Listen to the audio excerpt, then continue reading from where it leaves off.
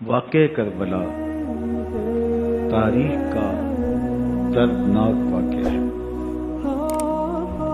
یہ اقتدار کی جنگ نہیں تھی، اقدار کی جنگ تھی۔ دو شخصیتوں کی لڑائی نہیں تھی، دو نظریات کا ٹکراؤ تھا۔ یہ حق اور باطل کا معرکہ تھا۔ یزید ظلم کا استعارہ ہے، حسین ابن علی امن کی علامت ہے۔ یزید جبر کا پتلا ہے، حسین صبر کا پیکر ہے۔ یزید اپنی بدطینت فطرت اور اپنی طبع ناہموار کے باعث دنیا پر ذلت و رسوائی، ظلم، جبر، جور و زیادتی کی علامت بن کے ابھرا، اور حسین ابن علی رضی اللہ تعالی عنہ حق و صداقت کا نشان بن کے ابھرا۔ کربلا کے تپتے ہوئے ریگزار میں حسینی اور یزیدی دو کردار سامنے آتے ہیں۔ اقبال نے کہا تھا، موسیٰ و فرعون و شبیر و یزید، ایند و قوت از حیات آید پدید، زندہ حق از قوت شبیریت، باطل آخر داغ حسرت میریت، سرخ رو عشق غیور از خون او، شوخی ای مصر از مضمون او، تا قیامت قطع استبداد کر، موج خون او چمن ایجاد کر۔ یزید بہدل کی بیٹی محسون کا ناپاک بیٹا تھا، اور حسین محمد عربی کی بیٹی فاطمہ کا شہزادہ تھا۔ یزید دمشق کے اطراف میں سرجون اور جریر، اختل جیسے اوباشوں کے جھرمٹ میں پل کے جوان ہوا۔ حسین کے گھر کا دروازہ مسجد نبوی کے اندر کھلتا تھا۔ یزید نشے میں دھت ہو کر کے نمازیں چھوڑ دیتا تھا۔ حسین کی کربلا کے اندر بھی نماز تہجد قضا نہیں ہوئی۔ یزید ظلم کا دوسرا نام ہے، حسین امن کی علامت ہے۔ یزید نے زندگی میں ایک مرتبہ حج کیا اور شراب کے مٹکے ساتھ لے کے آیا، اور اختل اور دیگر گویوں اور مغنیوں کو اپنے ساتھ رکھا تاکہ سفر آسانی سے کٹے۔ حسین ابن علی نے 25 حج سواری ہونے کے باوجود پیدل کیے۔ یزید حج بیت اللہ کے بعد مدینہ المنورہ آیا اور شراب کی ایک مجلس برپا کی۔ حضرت امام حسین رضی اللہ تعالی عنہ جب وہاں پہنچے تو شراب کی پھیلی ہوئی بدبو کو محسوس کرتے ہوئے فرمایا، یہ بو کیسی ہے؟ تو نشے میں دھت یزید بولا، یہ شام میں بنتی ہے، اور ایک جام منگوایا اور اس کو پیتے ہوئے دوسرا جام حضرت امام حسین رضی اللہ تعالی عنہ کی طرف بڑھاتے ہوئے کہا، ابا عبداللہ لیجئے۔ تو حضرت امام حسین رضی اللہ تعالی عنہ نے فرمایا، میں اس کی طرف دیکھتا بھی نہیں ہوں، اور پھر وہ عشقی اشعار پڑھنے لگا۔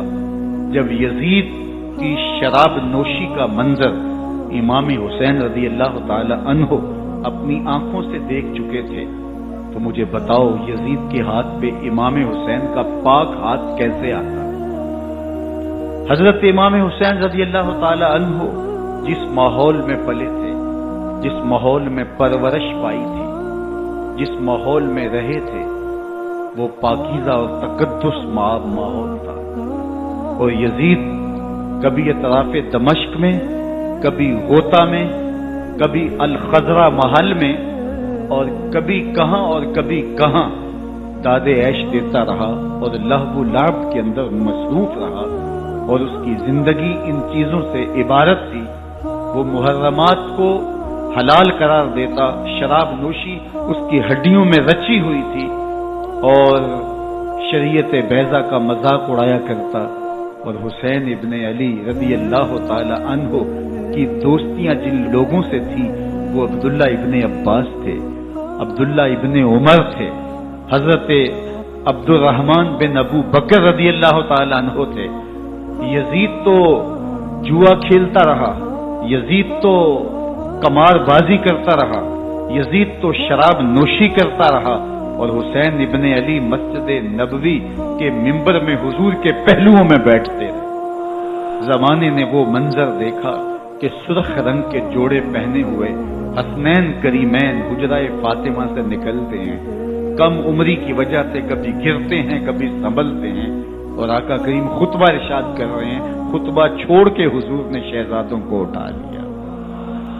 وہ منظر بھی زمانے نے دیکھا. حضرت عبداللہ بن شداد کہتے ہیں کہ حضور سجدے میں تھے اور سجدہ اتنا طویل ہو گیا، ہمیں لگا یا تو وحی کا نزول ہو رہا ہے یا پھر اللہ کا حکم آ گیا اور اللہ کے محبوب کی روح قبض کر لی گئی. لیکن میں نے جب نظریں اٹھا کے ننکیوں سے دیکھا تو کیا منظر تھا کہ حسین ابن علی حضور کی پشت پہ بیٹھے ہوئے اور میرے آقا سجدے کو طول دے رہے ہیں. اللہ اکبر. حسین کے لیے پیغمبر کے سجدوں کو طول دیا جا رہا ہے. حسین ابن علی کبھی ممبر پہ حضور کی اطراف میں بیٹھتے ہیں. وہ منظر بھی دنیا نے دیکھا کہ حضور کے مبارک کندھوں پر حسین ابن علی بیٹھے ہیں اور حضور کی زلفوں کو پکڑا ہوا ہے. تو حضرت عمر رضی اللہ تعالیٰ عنہ دیکھ کے کہتے ہیں واہ واہ کیسی سواری میسر آئی حسین ابن علی کو. تو میرے آقا مسکرا کے کہتے ہیں عمر سواری دیکھتے ہو سوار بھی تو دیکھو. اللہ اکبر. حضرت اسامہ بن زید بن حارثہ رضی اللہ تعالیٰ عنہ فرماتے ہیں رات کا ایک پہر گزر گیا اور مجھے حضور سے کوئی کام تھا. میں آقا کریم کی خدمت میں حاضر ہوا، در دولت پہ دستک دی. حضور تشریف لائے تو چادر اوڑی تھی، بکل کی ہوئی تھی میرے حضور نے. تو میں نے اپنی حاجت کہی تو حضور نے میری حاجت پوری کر دی. لیکن ایک منظر میں نے دیکھا کہ حضور نے جو چادر کی بکل فرمائی تھی اس کے اطراف میں پہلوؤں میں ابھار تھے جس طرح اندر کوئی ہو. مجھ سے نہ رہا گیا، میں نے پوچھ لیا. میں نے کہا بندہ نواز چادر کے اندر کیا ہے؟ فکاشفہ. تو حضور نے چادر کو کھول دیا. فیض الحسن والحسین علی برکہ. تو کہتے ہیں میں نے اپنی آنکھوں سے دیکھا ایک پہلو سے امام حسین لپٹے ہوئے تھے، ایک پہلو سے امام حسن لپٹے ہوئے تھے. فرمایا یہ میرے بیٹے ہیں، یہ میری بیٹی کے بیٹے ہیں. اے اللہ میں ان سے پیار کرتا ہوں، تو بھی ان سے پیار کر. جو ان سے پیار کرے اس سے بھی پیار کر. ان کی محبت کا درس دیا، ان کے پیار کا سبق پڑھایا. کہا ان سے پیار کرنے والا میرے سے پیار کرنے والا ہے، ان سے بغض رکھنے والا میرے سے بغض رکھنے والا ہے. ان کی تکلیف حضور کو بے چین کر دیتی تھی.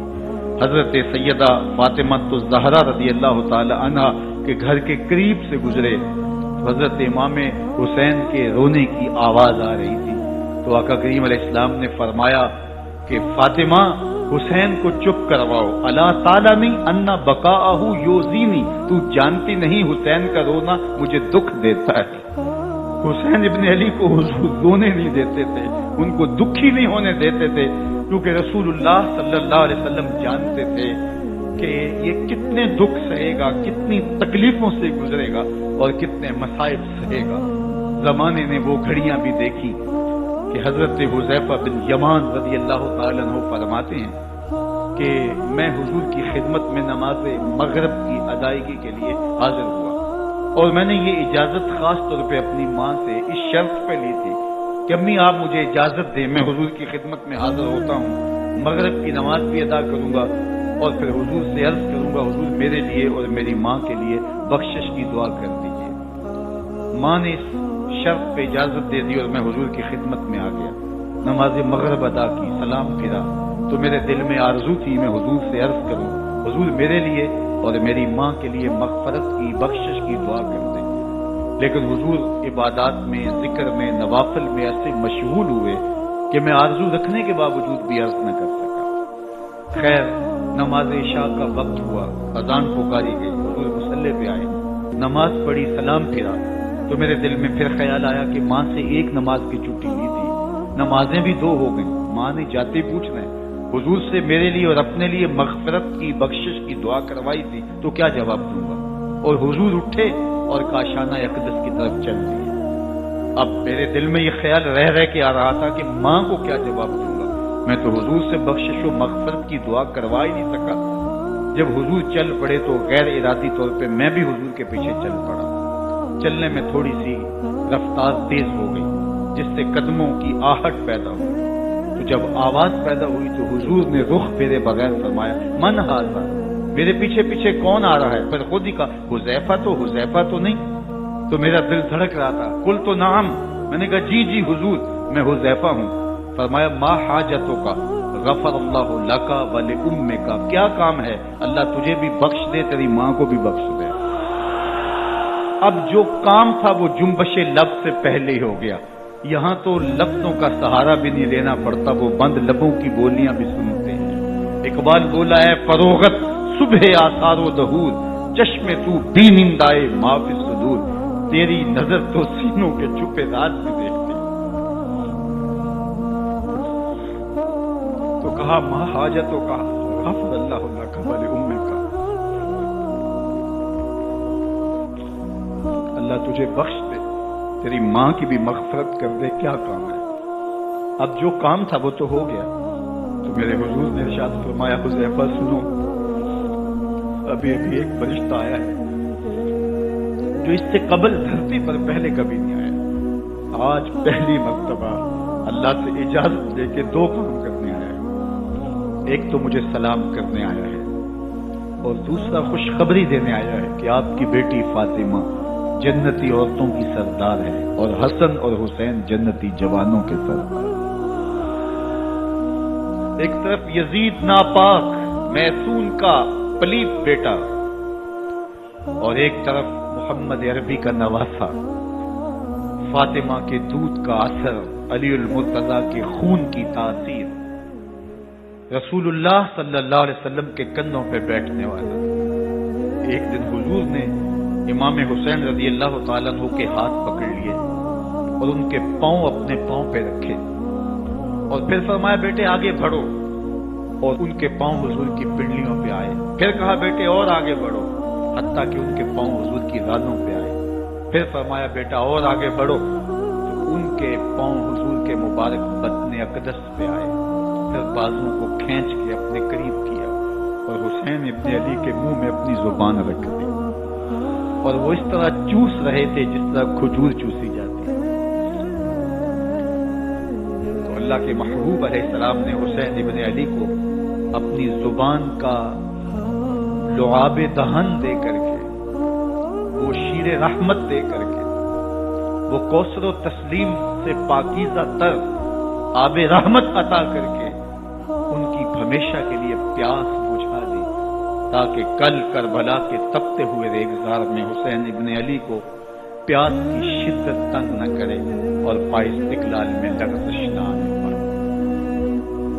ان نازوں سے پالے ہوئے حسین کو، ان محبتوں سے پالے ہوئے حسین ابن علی کو امتحان بھی اتنے بڑے درپیش تھے۔ یاری تیری سونا پر ازمیشہ تیریاں اگ، سونا پرکھیا جامدہ ہے نال اگاں دے لگ۔ جتنا بڑا شخص ہوتا ہے اتنی آزمائشیں بھی بڑی ہوتی ہیں۔ پیغمبر رحمت کی آغوش میں کھیلنے والا، حجرائے فاطمہ کا جانشین، مصلی رسول کا وارث، منبر رسول صلی اللہ علیہ وآلہ وسلم پر حضور کے مبارک پہلو اور گود میں بیٹھنے والا حسین، حضور کی زبان چوسنے والا حسین، حضور کے کندھوں پہ سواری کرنے والا حسین، آقا کریم علیہ الصلوۃ والسلام کے مبارک سجدے کی حالت کے اندر حضور کی پشت پہ کھیلنے والا حسین، جس حسین کا دروازہ مسجد نبوی کے اندر کھلتا تھا اور یزید کی کرتوتوں کے چشمدید گواہ تھے۔ یزید جب تخت نشین ہوتا ہے تو اسے یہ فکر ہوتی ہے کہ امام حسین، عبداللہ بن زبیر، عبداللہ بن عمر، عبداللہ ابن عباس، یہ میری بیعت کریں۔ اور وہ ولید بن عقبہ کو لکھتا ہے کہ ہر صورت میں ان کی بیعت لو، اور اگر بیعت نہ دیں تو سختی کرو۔ حضرت امام حسین رضی اللہ تعالی عنہ کو بلاوا آتا ہے کہ آپ کو دارالامارت میں گورنر ہاؤس میں بلایا جاتا ہے، ولید بن عقبہ کا پیغام آپ کو پہنچتا ہے۔ آپ اس وقت فرماتے ہیں کہ اس وقت جو پیغام پہنچا ہے وہ کسی خطرے سے خالی نہیں ہے، تو کچھ سواروں کو ساتھ لیا، کہا تم دارالامارت کے باہر کھڑے رہنا، اگر میری آواز بلند ہوئی تو اندر آ جانا، ورنہ تم انتظار کرنا۔ آپ اندر گئے۔ ولید بن عقبہ نے مروان کو بھی بلایا تھا۔ مروان بن حکم یہ گورنر مدینہ ولید سے پہلے رہ چکا ہے، تو اس نے مشورہ دیا کہ سختی کی جائے۔ خیر ولید بن عقبہ نے کہا کہ یہ خط ہے، حضرت امیر معاویہ کا انتقال ہو گیا اور یزید تخت نشین ہوا ہے، لہذا وہ آپ سے بیعت کا مطالبہ کرتا ہے۔ تو حضرت امام حسین رضی اللہ تعالیٰ عنہ نے فرمایا کہ میرے جیسا شخص یوں چھپ کے بیعت نہیں کر سکتا، اور آپ واپس پلٹے۔ مروان بن حکم نے ولید بن عقبہ کو کہا کہ یہ موقع ہے، جانے نہ دیا جائے، اگر یہ نکل گئے تو دوبارہ تم قابو نہیں پا سکو اور انہیں یہیں قتل کر دیا جائے۔ حضرت امام حسین رضی اللہ تعالیٰ عنہ نے یہ بات سن لی۔ کہتے ہیں حضرت امام حسین انہی قدموں کے بل واپس پلٹے اور مروان بن حکم سے مخاطب ہو کے کہا، مروان کیا بول رہا ہے؟ وہ خاموش ہو گیا۔ فرمایا تو جانتا نہیں ہم کون ہیں؟ آنا حسین ابن علی ابن ابی طالب، میں حسین ہوں، میں علی کا بیٹا ہوں۔ ہمارے گھر میں قرآن اترتا رہا ہے، وحی کا نزول ہوتا رہا ہے، اور یزید فاسق ہے، فاجر ہے، مسلمانوں کا قاتل ہے اور شرابی ہے۔ میں ڈنکے کی چوٹ پہ یزید کی بیعت سے انکار کرتا ہوں۔ بس حیدری کچھار سے محمدی شیر نکل آیا۔ اب اوسان خطا ہو گئے، راستہ چھوڑ دیا، واپس آئے، سیدہ زینب سے ملے، کہا مدینے کو چھوڑنا پڑے گا۔ کہا بھیا کیا ہوا؟ کہا یزید بیعت لینے پہ مصر ہے اور میں کسی صورت بھی بیعت نہیں کروں گا۔ رسول اللہ کا مدینہ ہمارے خون سے لالہ زار بنے گا، میں نہیں چاہتا کہ حضور کے شہر نور کی حرمت پامال ہو۔ دوستو وہ کیسا منظر ہوگا جب حسین ابن علی نے آخری حاضری حضور کے روضے پہ دی ہو۔ حاجی یا معتمر 10 دن کے لیے، 8 دن کے لیے، 20 دن کے لیے مدینہ المنورہ عارضی سکونت اختیار کرتا ہے، اور حضور کے روضہ انور سے، اس شہر نور سے، ان گلیوں سے، ان بام و در سے ایسا مانوس ہو جاتا ہے کہ جب واپس پلٹ رہا ہوتا ہے ان دعاؤں کے ساتھ کہ دوبارہ آنا بھی نصیب ہو، اور اسے لگتا ہے کہ میں دوبارہ بھی بلایا جاؤں گا، لیکن اس کے باوجود شہر حبیب چھوڑنا قیامت سے کم نہیں ہوتا۔ اعظم چشتی مرحوم آخری بار جب حضور کے روضہ انور پہ گئے تو بیمار تھے، ویل چیئر پہ تھے۔ باب بقی سے باہر نکلے تو خادم سے کہا کہ میری ویل چیئر پیچھے سے کھینچو تاکہ میرا رخ روضہ انور کی طرف رہے۔ اور وہ پیچھے سے کھینچتا چلا جا رہا ہے، اور جب باب مکہ سے پیچھے جنت البقیع کے قریب سے گنبد خضرا نگاہوں سے اوجل ہونے لگا تو اعظم چشتی مرحوم نے کہا، جان بدن سے نکلتی ہے اعظم، جان بدن سے نکلتی ہے اعظم، کوئی آسان ہے مدینے سے جدا ہونا، کوئی آسان ہے مدینے سے جدا ہونا۔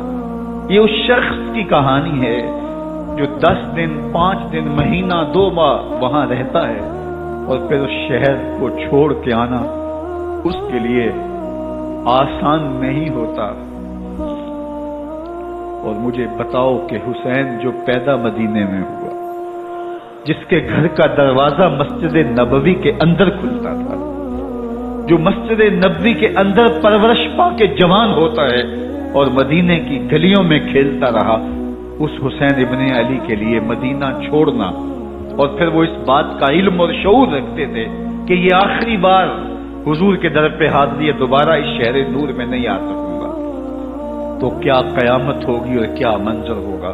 محمد بن حنفیہ کے علاوہ خاندان نبوت کے جتنے لوگ تھے ان سب نے شہر مدینہ کو الوداع کہا، اور رات کے موقع میں مدینہ المنورہ کو، مسجد نبوی کو چھوڑ کر کے مکہ کی جانب عازم سفر ہوئے۔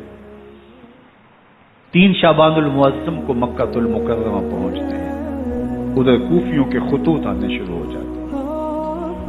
حضرت امام حسین رضی اللہ تعالیٰ عنہ مسلم بن عقیل رضی اللہ تعالیٰ عنہ کو صورتحال معلوم کرنے کے لیے بھیج دیتے ہیں۔ 40,000 کوفی آپ کے ہاتھ پہ بیعت کر دیتے ہیں۔ ادھر 25 پیدل حج کرنے والے حضرت امام حسین 8 ذی الحج کو احرام باندھتے ہیں، لیکن آپ کو پتہ چلتا ہے کہ حاجیوں کے روپ میں قاتل چھپا دیے گئے، تو آپ اس احرام کو حج کی بجائے عمرے میں بدلتے ہیں اور کوفے کی جانب عازم سفر ہوتے ہیں۔ کائنات والوں، ذرا سینے پہ ہاتھ رکھ کے دیکھو کہ یہ کتنا مشکل مرحلہ تھا۔ اس دین کی آبرو کو بچانے کے لیے حضرت امام حسین رضی اللہ تعالیٰ عنہ نے کتنا بڑا قدم اٹھایا۔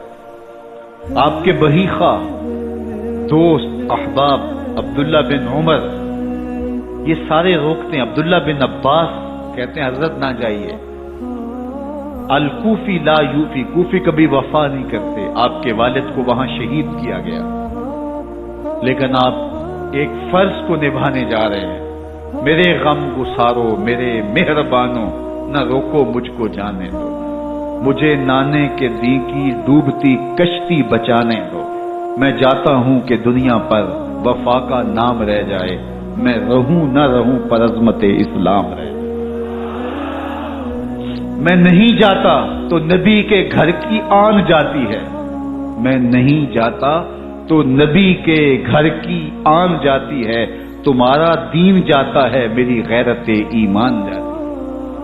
حضرت امام حسین یہاں سے چلتے ہیں، ابھی راستے میں ہی پہنچتے ہیں کہ یہ خبر آتی ہے کہ کوفے والوں نے بے وفائی کر دی، حضرت مسلم بن عقیل رضی اللہ تعالیٰ عنہ کو شہید کر دیا گیا، نعمان بن بشیر معزول کر دیے گئے، ابن مرجانہ ابن زیاد وہاں متعین کر دیا گیا جو سخت گیر شخص تھا، اور اس نے لوگوں کو ڈرایا، دمکایا، اور کوفے کے لوگوں کے دل بدل گئے اور وہ بیتیں توڑنے لگے۔ وہ منظر مسجد کوفہ کا کتنا دلگداز تھا۔ جب امام نماز کے لیے کھڑے ہوئے تو 40,000 لوگ آپ کے پیچھے تھا۔ جب سلام پھیرا اور امام نے دیکھا کہ پیچھے لوگ نہیں ہیں، پھر لوگوں نے اپنے دروازے بھی بند کر دیے۔ رات کی تنہائیاں ہیں اور حضرت مسلم بن عقیل کو کوئی پناہ دینے والا نہیں۔ لوگوں نے دروازے بند کر لیے کہ کہیں ہمارے گھر میں نہ آ جائیں اور ہم مشقت اور حکومتی تشدد کا شکار نہ ہوں۔ کتنا دردناک لمحہ ہے حضرت مسلم بن عقیل رضی اللہ تعالیٰ عنہ پہ، اور پھر حضرت مسلم بن عقیل بے دردی سے شہید کر دیے جاتے ہیں۔ آپ ابھی راستے میں ہیں، یہ ساری کہانی پہنچتی ہے کہ حضرت مسلم شہید کر دیے گئے اور بے دردی سے شہید کر دیے گئے۔ وہ جنہوں نے خط لکھے تھے کہ ہم آپ کے ساتھ ہیں اور ہم منتظر ہیں، چشم برا ہیں، آپ کے قدموں کی چاپ سننے کے لیے بےتاب ہیں، آج انہوں نے بیتیں توڑ دی۔ 40,000 کوفی منحرف ہو گئے۔ مسجد کوفہ کا وہ منظر کس قدر روح کو تڑپا دینے والا تھا۔ ہم پچھلے سال عصر اور مغرب کے درمیان جب کوفہ پہنچے تو سورج ڈوبنے کے قریب تھا۔ میں نے اپنی زندگی میں اتنا اداس موسم کہیں نہیں دیکھا۔ جتنا اداس موسم کوفے میں دیکھا، ایسے لگتا تھا جس طرح کوفے کی آب و ہوا آج بھی شرمندہ ہے۔ جو مسلم بن عقیل اور خاندان نبوت کے ساتھ اہل کوفہ نے کیا، حضرت امام حسین رضی اللہ تعالیٰ عنہ کو ان کے بہی خواہوں نے، اعزاء نے، اقربا نے، دوستوں نے، آوان و انصار نے، ساتھیوں نے کہا کہ حضرت حالات یکسر تبدیل ہو گئے، اب ہمیں مراجعت کر جانی چاہیے، واپس پلٹ جانا چاہیے۔ تو حضرت امام حسین کافی سوچ بچار میں رہے، پھر اس کے بعد آپ نے فیصلہ کیا کہ ہم آگے بڑھیں گے۔ دوستوں نے کہا کہ حضرت اگر آپ آگے بڑھیں گے تو ہمیں لگتا ہے کہ وہ آپ کے ساتھ سلوک اچھا نہیں کریں گے اور آپ بچوں کے سامنے پیاسے شہید کر دیے جائیں گے۔ تو حضرت امام حسین رضی اللہ تعالیٰ عنہ نے وہاں ایک خطبہ ارشاد فرمایا کہ لوگوں تم جو مجھے بتا رہے ہو مجھے اچھی طرح معلوم ہے، جو تم مجھے منظر پیش کر رہے ہو وہ میری نگاہوں میں ہے، اور جو کچھ ہونے والا ہے چشم تصور وہ منظر دیکھ رہے ہیں۔ کیونکہ حضرت امام حسین رضی اللہ تعالیٰ عنہ کی شہادت کی خبر حضرت امام حسین کے پیدا ہوتے ہی خاندان نبوت میں عام تھی۔ حضور علیہ الصلوۃ والسلام کو یہ بات جبریل امین نے آ کے بتائی تھی جب حسین ابن علی کے ساتھ حضور محبت کا اظہار کر رہے تھے، تو یہ جبریل امین نے آ کے کہا تھا حضور آپ کا یہ بیٹا عرض تف میں شہید کر دیا جائے گا، اور کربلا کی مٹی لا کے حضور کو دی اور ام سلمہ کو حضور نے عطا کر دی۔ حضرت ام سلمہ کہتی ہیں کہ ایک دن میں سوئی تو خواب دیکھا کہ حضور کے مبارک بال بکھرے ہوئے ہیں اور سخت پریشان ہیں، تو میں نے کہا کہ حضور آپ کی یہ کیا حالت ہے؟ وَبِيَدِهِ قَارُورَةٌ، اور حضور کے ہاتھ میں ایک شیشی ہے، فیہا دمن، جس کے اندر خون ہے۔ تو میں نے کہا حضور یہ کیا؟ فرمایا میں قتل گاہ حسین سے آ رہا ہوں اور یہ حسین ابن علی کا خون ہے۔ تو کہا 10 محرم کا دن تھا، دوپہر کا یہ منظر تھا، میں کیلولہ کر کے اٹھی، جب میں نے دیکھا تو وہ شیشی جس میں کربلا کی مٹی رکھی تھی وہ خون بن چکی تھی۔ تو یہ خبر پہلے دی گئی تھی، یہ بتا دیا گیا تھا۔ فرمایا میرے دوستو جو تم مجھے بتاتے ہو میں اس سے بے خبر نہیں ہوں، یہ سب کچھ ہونے والا ہے، لیکن اس کے باوجود میں کیوں جا رہا ہوں؟ تو آپ کا ایک تاریخ ساز جملہ ہے جو کربلا کے فلسفے کو ہمارے سامنے رکھتا ہے کہ یہ اتنا بڑا امتحان کیوں دیا۔ حضرت امام حسین رضی اللہ تعالیٰ عنہ نے فرمایا وَلَكُمْ فِيَّ أُسْوَةٌ، میں اس لیے جا رہا ہوں قیامت تک ظلم، جبر اور ناانصافی کے خلاف کھڑے ہونے والوں کے لیے کوئی نمونہ تو ہو۔ میری زندگی قیامت تک ظلم، جبر اور استحصالی نظام کے خلاف کھڑے ہونے والوں کے لیے نمونہ ہے۔ تو حضرت امام حسین رضی اللہ تعالیٰ عنہ نے حق اور باطل کے درمیان ایک سرخ لکیر کھینچی اپنے خون سے۔ اب حق اور باطل کا امتیاز کرنا مشکل نہیں ہے، کوئی باطل پہ اڑا رہے تو الگ بات ہے، لیکن امتیاز کرنا مشکل نہیں ہے۔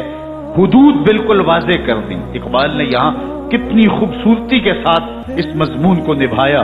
سرخ رو عشق غیور از خون او، شوخی این مصرع از مضمون او، تا قیامت قطع استبداد کر، موج خون او چمن ایجاد کر۔ ایک جہاں آباد کر دیا، حق اور باطل کی راہیں اجال دی۔ اب لوگوں کو یزید کا چہرہ پہچاننے میں دیر نہیں لگتی، وقت کے ہر یزید کا چہرہ آسانی سے پہچانا جا سکتا ہے۔ یہ معرفت زمانے کو کروائی کس نے؟ حسین ابن علی نے کروائی رضی اللہ تعالی عنہ۔ تو حضرت امام حسین نے فرمایا کہ جو میرے ساتھ ہونے والا ہے میں اچھی طرح جانتا ہوں، لیکن میں اس کے باوجود آگے بڑھوں گا۔ پھر بڑھے اور کربلا میں جا کے خیمہ زن ہو گئے۔ 7 محرم کو پانی بند کر دیا گیا، پانی بند ہوا تو کھانا بھی میسر نہیں تھا، لیکن ذکر پانی کا ہوتا ہے اس لیے کہ کھانے کے بغیر انسان کئی دن کاٹ لیتا ہے، لیکن پانی کے بغیر گزر نہیں ہوتی۔ تو فرات کی نہر سامنے اپنی موجوں کے ساتھ چمک رہی ہے، لیکن ایک قطرہ آب بھی آل رسول کو نہیں دیا جا رہا۔ کائنات کے اندر ایسے انوکھے امتحان بھی ہوتے ہیں، وارث ہوں ساقیے کوثر کے، مالک ہوں حوض کوثر کے، اور بیٹے ہوں ساقیے کوثر کے، اور آج ایک بوند پانی کی بھی میسر نہ ہو۔ صبر کا امتحان ہے، عزیمت کا امتحان ہے۔ حضرت امام حسین رضی اللہ تعالیٰ عنہ خیمہ زن ہو گئے، 3 दिन तक पानी बंद रहता है। 9 मुहर्रम को रात की तन्हाई में हमलावर होना चाहते हैं, लेकिन आपने कहा कि हमें अल्लाह की हुजूर इबादत और जिक्र के लिए वक्त दिया जाए। सारी रात जिक्र में गुजरती है, इबादत में गुजरती है। रात के अंधेरे में आप चिराग बुझा देते हैं। आवानो अंसार को कहते हैं कि इनकी दुश्मनी मेरे साथ है, इन्हें मेरा खून चाहिए। अगर तुम रात की तारीकी में निकल जाओ तो मैं तुमसे कोई मुआखजा नहीं करूंगा, और ये भी तुम्हारा पीछा नहीं करेंगे, इसलिए कि इनका मतलूब तुम नहीं हो, इनका मतलूब मैं हूं। जब चिराग जलाया तो कोई भी नहीं गया। मुस्लिम बिन नौसजा खड़े होकर कहते हैं, हजरत अगर हमारे बदन को 70 बार काटा जाए और जलाया जाए और हवाओं में उड़ा दिया जाए फिर भी आपका साथ नहीं छोड़ेंगे। 70 साल के बूढ़े हैं हबीब बिन मुजाहिर, कहते हैं हजरत आपको छोड़ के जाएं कहां, आपको छोड़ के जाएं कहां। कोई साथ छोड़ने के लिए तैयार नहीं है। प्यास है, सख्त गर्मी है, करबला का माहौल है। 72 अफराद और खानदान की खवातीन मैदान करबला में खैमतन है। दूसरी तरफ लश्कर आदा अशकया 22,000 की तादाद में मुकाबले में, एक रिवायत 30,000 की है। इन सिर्फ 72 प्यासे लोगों के लिए इतने लोगों को जमा करने का मकसद खौफजदा करना था। शर्त एक या यजीद की बैत कर लें, मुहासरे तोड़ देंगे, पानी दस्तयाब होगा, एजाज़ो इकराम से नवाजा जाएगा, खजानों के मुंह खोल दिए जाएंगे। लेकिन हुसैन इब्ने अली कहते थे सब कुछ लुट जाएगा, बातिल के हाथ पे हाथ नहीं रखना। अल्लाह अकबर।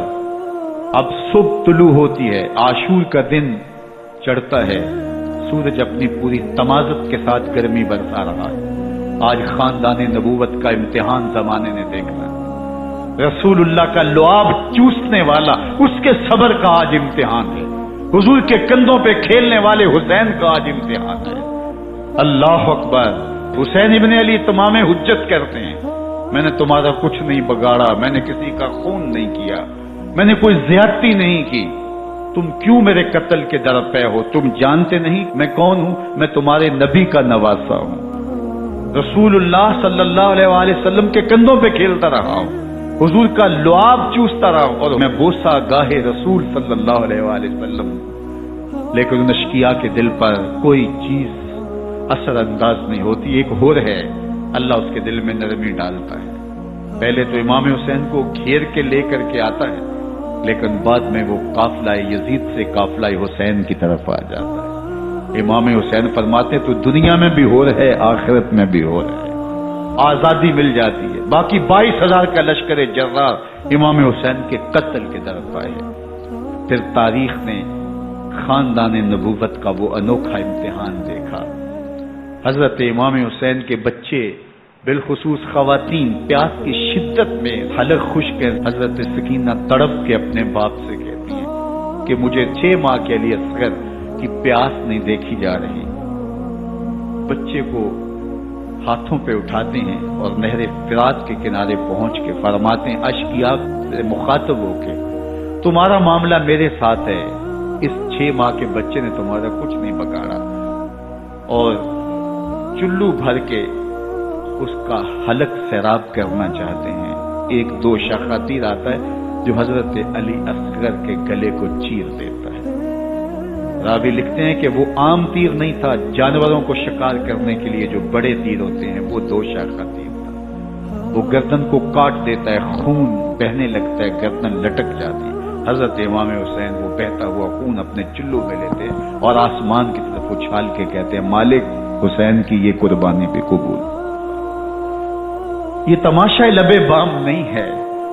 बच्चा बीमार हो, डॉक्टर जवाब दे दें, माँ बाप के हाथ फूल जाते हैं। जिंदगी की सांसें अभी चल रही होती हैं, लेकिन डॉक्टर कहे कि ये मेरे बस का रोग नहीं है, कहीं और ले जाओ, तो जिंदगी का लफ्ज़ो नशर गैर मुरत्तब हो जाता है। मैं सलाम पेश न करूं हुसैन इब्ने अली को। 6 माह का अली असगर हाथों में दम तोड़ता है, गर्दन लटक जाती है, खून बह रहा है। अब खैमों की तरफ बढ़ रहे हैं, लेकिन जुबान पे शिकायत नहीं है। कहते हैं मालिक हुसैन की ये कुर्बानी कबूल कर दे। اب خیموں کی طرف آنا، شہر بانو، ام رباب، سیدہ زینب، حضرت سکینہ سلام اللہ علیہا کا سامنا کوئی آسان کام نہیں تھا، لیکن حسین ابن علی آتے ہیں، شہزادے کو یہاں خیموں کے قریب رکھ کے کہتے ہیں کہ یہ حوض کوثر سے سیراب ہو گیا ہے۔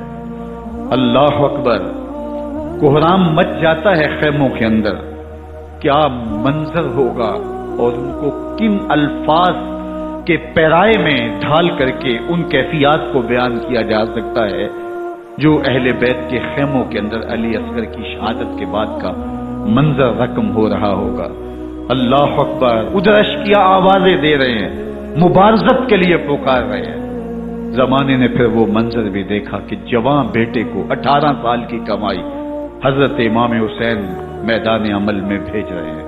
وہ علی اکبر جو حسین کا نور نظر ہے، آنکھوں کا قرار ہے، دل کی تسکین ہے۔ اور پھر حضرت علی اکبر جب گھوڑے کی زین سے فرش زمین پہ گرتے ہیں تو باپ کو آواز دیتے ہیں، اور حضرت امام حسین جو ہے وہ آگے جا کے بیٹے کی لاش اٹھاتے ہیں۔ اللہ اکبر، 18 سال کے بیٹے کی لاش کو کندھوں پہ اٹھا کے خیموں تک لاتے ہیں اور ہاتھ پھیلا کے کہتے ہیں مالک حسین کی یہ قربانی بھی قبول۔ کبھی قاسم بن حسن کی لاش اٹھا کے لاتے ہیں، کبھی اون و محمد کی لاشیں اٹھا کے لاتے ہیں، بتیجوں کی، بھانجوں کی، بھائی عباس کے کٹے ہوئے بازو اور زخموں سے چھدا ہوا لاشا۔ کیا کیا قیامتیں تھیں جو اس کربلا کے ایک میدان کے اندر نہیں توڑی گئی۔ حضرت امام حسین پر دکھ پہ دکھ، تکلیفوں پہ تکلیفیں۔ اب 71 لاشیں اٹھا کے خیموں تک پہنچا چکے، اور ادھر مبارزت کی دعوت دی جا رہی، آؤ میدان عمل میں آؤ، اب دیر کیوں کر رہے ہو۔ رسول اللہ کا حرم، رسول اللہ کی شہزادیاں جو نازوں میں پلی تھی، وہ کلیاں جو شبنم کا بوجھ بھی گوارا نہیں کر سکتی تھی، آج مصیبتوں کے پہاڑ ٹوٹ گئے۔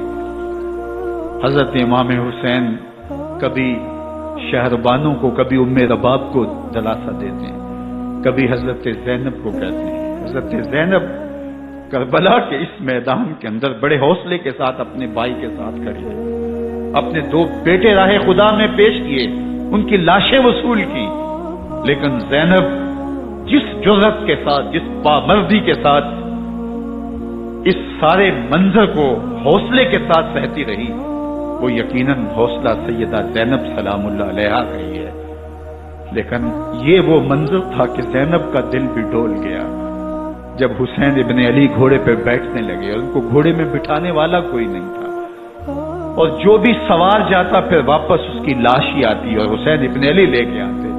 آج حسین ابن علی جا رہے ہیں، زندگی کا سارا سرمایہ لٹ رہا ہے، حضرت زینب سلام اللہ علیہا سنبھالے سنبھل نہیں رہی۔ حضرت امام رضی اللہ تعالیٰ عنہ اٹھے اور آپ نے حضرت زینب کو صبر کی تلقین کی اور کہا کہ صبر ہی بہترین ذریعہ ہے اور اللہ کی قربت کا ایک بہترین سبب ہے، اور ان کو صبر کی تلقین کرتے ہوئے فرمایا کہ میرے بعد تم نے اس ذمہ داری کو سنبھالنا ہے، اور ان مخدرات اسلام کی، ان شہزادیوں کے پردے کی تم نے حفاظت کرنی ہے۔ اور پھر گھوڑے کی زین کس کے امام حسین لشکر اشکیا کی طرف بڑھتے ہیں۔ اب خیموں سے سسکیوں کی آواز آ رہی ہے، ان کا سردار، ان کا تاجدار آج سب کو چھوڑ کے کربلا کے میدان کی طرف بڑھ رہا ہے۔ جرم کیا کیا، قصور کیا کیا، اس نے کیا زیادتی کی کہ آج نیزوں اور انیوں کے مقابلے میں 22,000 کا لشکر حضرت امام حسین پہ ٹوٹ پڑتا ہے۔ آپ پھر تمام حجت کرتے ہیں میں نے کسی کو قتل نہیں کیا، خون ناحق نہیں بہایا، میرے خون کے درپے کیوں ہو، اپنی آخرت کیوں برباد کرتے ہو، تم جانتے نہیں میں کون ہوں، میں تمہارے نبی کا نوازا ہوں۔ لیکن ابن زیاد کہتا ہے مقابلے میں آؤ۔ پھر حضرت امام حسین رضی اللہ تعالیٰ عنہ مقابلے میں آتے ہیں، اور جب گھوڑے کو ایڑ لگا کے دشمن اشقیاء پہ ٹوٹتے ہیں تو پھر ایسا منظر ہوتا ہے کہ وہ بھیڑ بکریوں کی طرح آگے بھاگتے ہیں۔ 71 زخم کلیجے پہ لیے شجاعت کا یہ پیکر جب میدان میں آتا ہے، آواز آتی، یہ کون ذی وقار ہے، بلا کا شاہ سوار ہے، لباس ہے پھٹا ہوا، غبار سے اٹا ہوا، تمام جسم نازنی چتا ہوا کٹا ہوا، یہ نبی کا نور عین ہے، یہ بال یقین۔ یہ حسین ابن علی ہے رضی اللہ تعالیٰ عنہ۔ پھر چاند بادلوں میں گھر جاتا ہے، شامی ہنڈے تیر برساتے ہیں، تلواروں سے آپ کے بدن پر ضربیں لگاتے ہیں اور نیزوں سے آپ کے بدن کو پرو دیتے ہیں۔ جب آپ کا پیراہن بعد میں اتارا گیا تو آپ کے پیراہن میں 122 سوراخ تیروں کے تھے، 33 زخم تلواروں کے اور 34 گھاؤ نیزوں کے تھے۔ جب گھوڑے کی زین سے فرش زمین پر آئے، بدن چھلنی تھا، زخم زخم سے خون بہ رہا تھا۔ 3 دن کا پیاسا حسین، اللہ اکبر، بدن زخموں سے چور، 71 لاشیں کلیجے پہ لیے، مخدرات اسلام کے پردے کا خیال دل میں الگ ہے، لیکن گھوڑے کی زین سے جب فرش زمین پہ امام حسین آتے ہیں، زبان پہ ہائے نہیں، نالا و شیون نہیں، چیخو پکار نہیں، آتے ہی پیشانی سجدے میں رکھتے ہیں اور پکارتے ہیں اللہم ردن بقضائک وصبرا علی بلائک تسلیما لامرک سبحان ربی الاعلی۔ مالک گھر لٹا کے، بچے لٹا کے، خاندان سب کچھ قربان کر کے، اپنے بدن کو زخموں سے چھلنی کروا کے، تیروں اور نیزوں کی انیوں سے اپنے آپ کو زخمی کروا کے، تیرے حضور سر جھکا کے یہ اقرار کرتا ہوں کہ حسین تیری تقدیر پہ راضی ہے، مالک تو بھی بتا، تو بھی حسین پہ راضی ہوا ہے کہ نہیں ہوا۔ آواز آ رہی ہے، اس پیاسے پر علی شیر خدا کو ناز ہے، اس نواسے پر محمد مصطفیٰ کو ناز ہے۔ اوروں نے بھی سجدے کیے پر اس کا عجب انداز ہے، اس نے وہ سجدہ کیا جس پر خدا کو ناز۔ حسین ابن علی رضی اللہ تعالیٰ عنہ کا سر انور دستے قاتل نے تب کاٹا جب وہ سجدے میں جھکا ہوا تھا۔ یزید نے کہا میں بیعت لوں گا، امام حسین نے کہا کبھی بھی نہیں دوں گا، یہ سر کٹ سکتا ہے، جھک نہیں سکتا۔ سر کاٹ کے نیزے کی نوک پہ چڑھا دیا گیا اور یہ اس بات کا اعلان تھا کہ ہم جیت گئے اور حسینی ہار گئے، اور لشکر یزید میں غوغا مچ گیا، نقارے بجنے لگے کہ ہم جیت گئے، دیکھو امام حسین شہید کر دیے گئے، اور سر کاٹ کے نیزے کی نوک پہ چڑھایا گیا۔ لیکن لشکر یزید سے ہی آواز آئی یہ کیسا سر ہے جو کٹ کے بھی سر بلندی ہے، کٹ گیا ہے پھر بھی اونچا ہے، اللہ اکبر، یہ سر سجدے میں کٹا ہے، رب کے حضور عبادت کی حالت میں کٹا ہے۔ حسین آج بھی سجدے میں ہے، اللہ اکبر، حسین آج بھی سجدے میں ہے، بلکہ کٹے ہوئے سر کا رخ زمین کی جانب تھا اور کٹی گردن آسمان کی طرف، یوں نیزے پہ پرویا گیا۔ اللہ اکبر، ایک شاعر نے نقشہ کھینچا، باں کے سر نیزے پہ اور سوئے زمیں ہے روح، یعنی سجدہ ثانی کی ہے آرزو۔ رکعت کے 2 سجدے ہوتے ہیں، ابھی ایک سجدہ ہوا تھا کہ دستے قاتل نے سر کاٹ دیا، کہا حسین کی پیشانی میں دوسرے سجدے کی تمنا مچل رہی۔ یہ تھا حسین ابن علی کا سجدہ، ساری زندگی رب کے حضور سجدہ قضا نہیں ہونے دیا۔ آج پانی نہیں ہے، اللہ اکبر، آج تیمم کر لیتے ہیں، آج اپنے خون کو اوڑھ کر کے حسین نے اپنی پیشانی اپنے مالک کے حضور جھکا کر کے عظیمت کی وہ انوکھی داستان رقم کر دی کہ صدیاں گزرنے کے باوجود بھی ان کی یادوں کے چراغ روشن ہیں۔ جب حضرت امام حسین اور دوسرے آیان و انصار کو شہید کر دیا گیا تو ان کے سر نیزوں کی نوک پہ چڑھا دیے گئے۔ حضرت امام حسین کا کٹا ہوا سر اور باقی 71 افراد کے کٹے ہوئے سر نیزوں کی نوک پہ، اور 10 سواروں کو ابن سعد نے کہا کہ ان کو رون دو، اور گھوڑوں کی ٹاپوں تلے حضرت امام حسین رضی اللہ تعالیٰ عنہ اور ان کے آوان و انسان کو جو ہے وہ روندا گیا، حتیٰ کہ ان کی استخوان مبارک، ان کی ہڈیاں بھی چور چور ہو گئی۔ روننے سے قبل ان کا لباس اتار لیا، ان کے کپڑے اتار دیے گئے۔ اللہ اکبر، کیسی دردناک گھڑیاں تھیں۔ یزید کا صرف یہی بد کرداری کا مرحلہ نہیں تھا، اس کربلا کے صحرا کے اندر یزید نے جس طرح امام حسین رضی اللہ تعالیٰ عنہ کو شہید کیا اور حضرت امام حسین کے خاندان کو شہید کیا، جب مدینہ المنورہ پر یزید نے مسلم بن عقبہ کو مقرر کیا، جس کو بزرگوں نے مصرف بن عقبہ کہا ہے، تو اس کو کہا 3 دن تک مدینے کا حرم تمہارے لیے حلال ہوگا، جو چاہو تم کرنا، اور شامی فوجوں کو اجازت ہوگی۔ تو وہاں بھی انہوں نے 10,000 تابعین اور 700 صحابہ کو شہید کیا۔ حضرت ابو سعید خدری رضی اللہ تعالیٰ عنہ گھر سے باہر نکلے، کافی بوڑھے ہو چکے تھے، تو انہوں نے حضرت ابو سعید خدری کو پکڑ لیا، کہا تم کون ہو؟ کہا مجھے ابو سعید خدری کہتے ہیں۔ تو کہا ہاں تمہارا نام سنا ہے، اور داڑھی سے پکڑ کے کھینچا اور کہا کہ ہے تمہارے پاس جو ہمیں دو؟ تو کہا کہ میرے پاس تو کچھ بھی نہیں، میں تو فقیر آدمی ہوں۔ تو ان کے گھر ان کو لے گئے، تو 2 کبوتر رکھے تھے حضرت ابو سعید خدری نے، تو وہ کبوتر لوٹ کے لے گئے۔ اللہ اکبر۔ حضرت ابن سنان رضی اللہ تعالیٰ عنہ کو، جو حضور کے علم بردار تھے فتح مکہ کے دن، ان کو ستو پہلے پلائے اور پھر ان کی گردن کاٹی گئی اور کہا یہ ہے وہ ستو جو تم زندگی میں آخری بار پیو گے۔ ایک گھر میں داخل ہوئی شامی فوج، تو ایک خاتون کے ابھی ابھی بچہ پیدا ہوا تھا، اور قابلہ نے، دائیا نے وہ بچہ ماں کی چھاتی پہ لٹایا، اور وہ ماں کا پہلا دودھ پی رہا تھا۔ تو یہ جا کے کہنے لگے نکالو تمہارے پاس جو کچھ ہے۔ تو اس خاتون نے کہا تم جانتے ہو یہ بچہ کون ہے؟ انہوں نے کہا ہم نہیں جانتے۔ کہا یہ حضرت ابن ابی کبشہ انماری رضی اللہ تعالیٰ عنہ کا بچہ ہے، اور یہ وہ صحابی ہیں کہ جو بیت الشجرہ کے موقع پہ حضور کے ہاتھ پہ بیعت کرتے ہیں۔ انہوں نے اس چیز کا لحاظ نہ کیا، کہا جو کچھ ہے وہ ہمیں دو ورنہ تیرے بچے کو نہیں چھوڑیں گے۔ تو ماں بچے سے مخاطب ہو کے کہتی ہے، ابھی بچہ پیدا ہوا ہے اور ماں سے پہلا دودھ پی رہا ہے، کہ بیٹے اگر میرے پاس کچھ ہوتا، وہ قیمتی سے قیمتی چیز بھی ہوتی، تیری جان کے لیے قربان کرتی، لیکن اس وقت میرے پاس کچھ ہے نہیں۔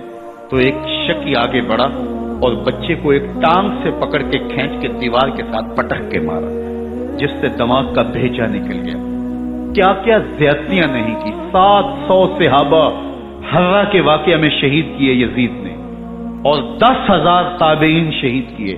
مسجد نبوی میں ممبر رسول کے ساتھ گھوڑے باندھے، اور وہ ممبر رسول اور مصلی رسول کے قریب لید کرتے رہے۔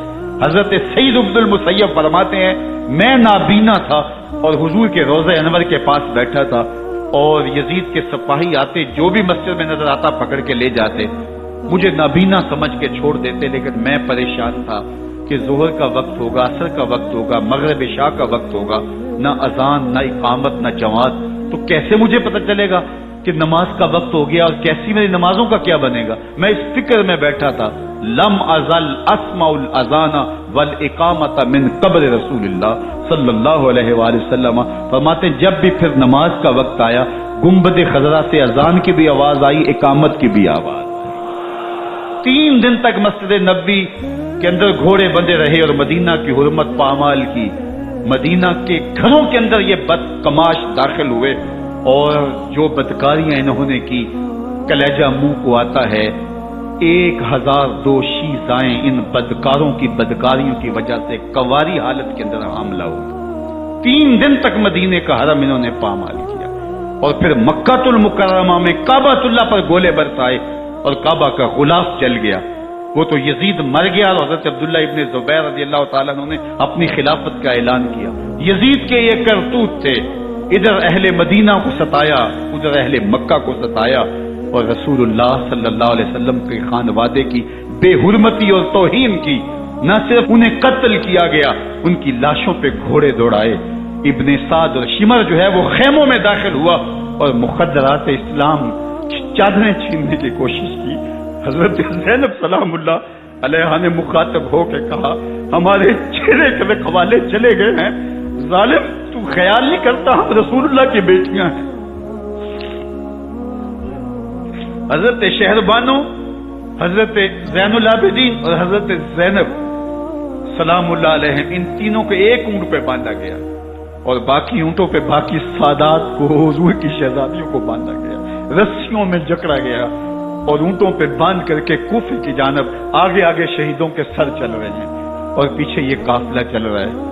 اور جب یہ قافلہ وہاں سے گزرا جہاں لاشیں پڑی تھی، امام زین العابدین 14 سال کے تھے اور بیمار تھے، اور ان کا حوصلہ نہ ہوا، وہاں غشی ان کے اوپر آنے لگی، اور وہ منظر ابن کثیر نے، باقی لوگوں سب نے لکھا ہے کہ پھر جب ان کی یہ حالت ہوئی تو پھر سیدہ زینب سلام اللہ علیہ، جنہوں نے ابھی تک بڑے حوصلے کے ساتھ ساری مشکلات کا مقابلہ کیا تھا، اب ان کے بندھن ٹوٹ گئے اور آنکھوں سے آنسو بہنے لگے، اور سیدہ زینب نے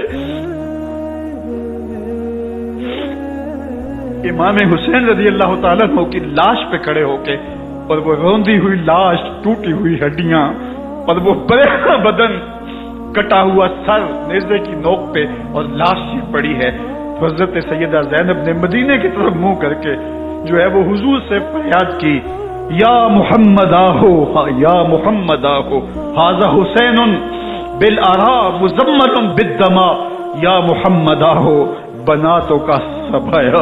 یا رسول اللہ، اے پیارے آقا، یا جدہ ہو، اے ہمارے نانا محترم، یہ دیکھیے آپ کا حسین پڑا ہوا ہے، بدن سے کپڑے اتار لیے گئے، خاک ہوائیں اڑا رہی ہیں، اور اس کے اوپر چادر جو ہے وہ مٹی کی پڑ گئی ہے، حضور آپ کی اولاد کاٹ دی گئی، اور پھر کہا بناتوں کا سبایا، حضور دیکھیے آپ کی بیٹیوں کے ہاتھ باندھ دیے گئے ہیں، اونٹوں پہ کس دیا گیا ہے، سرے شہیدہ آگے آگے چل رہے ہیں، اور حضرت سیدنا امام حسین کا آگے آگے سر ہے۔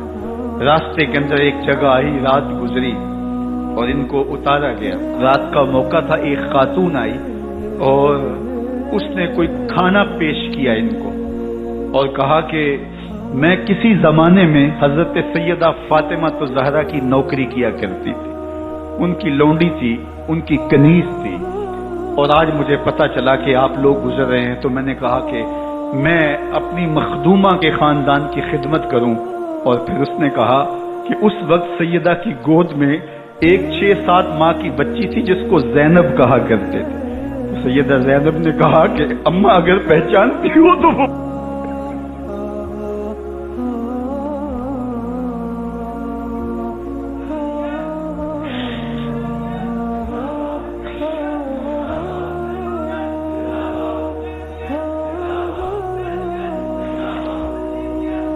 یہ تاراج اور لٹا ہوا کارواں پھر وہاں سے کوفے میں کیسے پہنچا، اور کوفے کے اندر سیدہ زینب سلام اللہ علیہا نے وہ یزید کے دربار میں، ابن زیاد کے دربار میں وہ جرأت آمیز جو باتیں کہیں، اللہ اکبر، زینب کی زبان میں علی کی خطابت بول رہی تھی، اور پھر دشمن اور دوست سارے رونے لگے، اور وہ کیا دل گداز منظر تھے، اور پھر یہ سروں کا قافلہ اور سادات کرام کا مشکیں کسی ہوئی ہیں اور اونٹوں پہ باندھے ہوئے، ان کو وہاں سے پھر قادسیہ اور قادسیہ سے پھر دمشق یزید کے دربار میں پہنچایا گیا، اور وہاں سے یہ لٹے ہوئے خانمہ برباد تاراج لوگ مدینہ المنورہ میں کیسے پہنچے، اور اہل مدینہ نے کیسے استقبال کیا، اور وہ منظر کتنا دلگداز تھا جب اہل مدینہ زینب سے پوچھتے تھے زینب حسین کہاں ہے،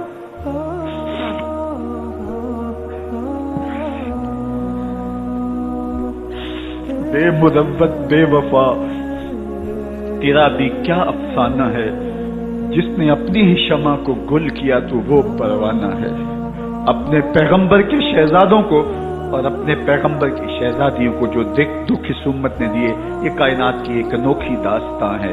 اللہ ہمیں اسوہ شبیری پہ عمل کی توفیق عطا کرے اور ان کے نقوش پاک کی برکتیں دے، اہل بیت کی محبت ہماری روحوں میں جذب کر دے، اور جس عظیمت کے ساتھ، جس حوصلے کے ساتھ انہوں نے دکھوں کو جھیلا، جو دہتی آگ کے شعلوں پہ سویا وہ حسین، جو جواں بیٹے کی میت پر نہ رویا وہ حسین، جس نے سب کچھ کھو کے کچھ نہ کھویا وہ حسین، مرتبہ اسلام کا جس نے دوبالا کر دیا، خون نے جس کے دو عالم میں اجالا کر دیا، جو کہ سوزے غم کو سانچے میں خوشی کے ڈھال کے مسکرایا موت کی آنکھوں میں آنکھیں ڈال کے، اے حسین ابن علی تم پر سلام، نازش آل نبی تم پر سلام۔ ذرا میرے ساتھ یہ پڑھ لیجئے، اے حسین ابن علی تم پر سلام، نازش آل نبی تم پر سلام، تم پہ لاکھوں رحمتیں لاکھوں سلام، اے شہیدان محبت کے امام، لالا گو لالا بدن لالا کفن، اے چمن اندر چمن اندر چمن، زندگی ہی زندگی تیری حیات اے حیات اندر حیات، افتخار ملت بیضا ہے تو، رب کعبہ کی قسم یکتا ہے تو، فخر کا دل میں دریچہ باز کرنا چاہیے، جن کا تو آقا ہے ان کو ناز کرنا چاہیے۔ وآخر دعوانا ان الحمدللہ۔